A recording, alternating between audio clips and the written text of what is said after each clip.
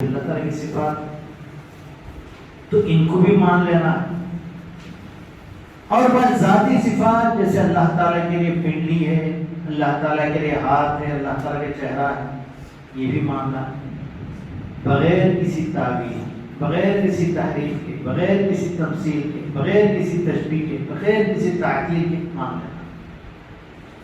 اور ایک ایک کے بارے میں اگر تشریح کرتے جاؤں تو کم سے کم 1 گھنٹے کی ضرورت ہے۔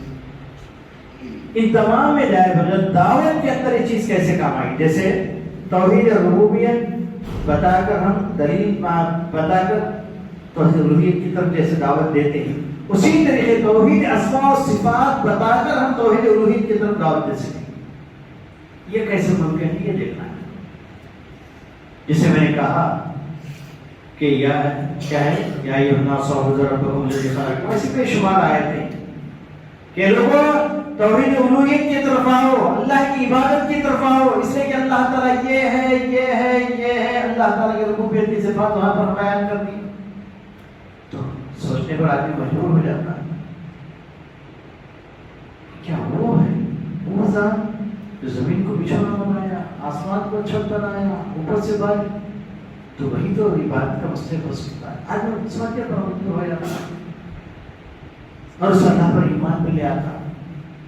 اور بالکل اسی طریقے سے توحید اسماء و صفات کو اچھی طرح سمجھ جائیں گے، توحید اسماء و صفات کی روشنی میں اللہ تعالیٰ کا تعارف کروائیں گے، تو معبودان باطلہ بالکل پاش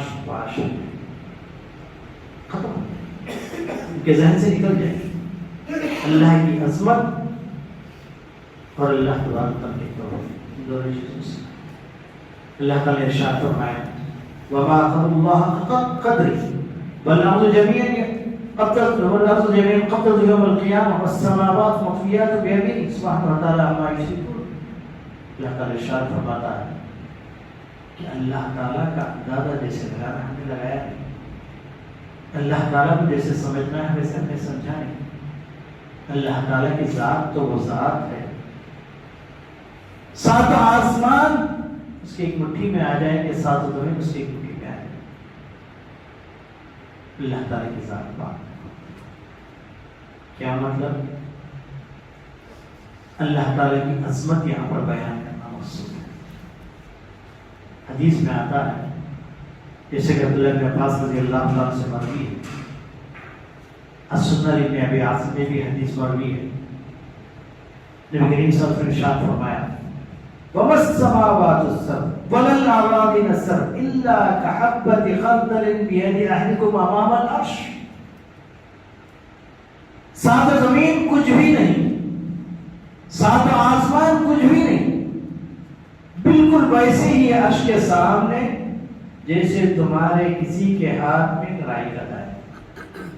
آپ کے ہاتھ میں رائی کی دانے کیا حیثیت ہے؟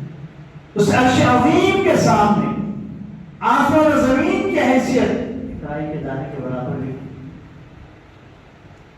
اور اس کی وضاحت کرتے ہوئے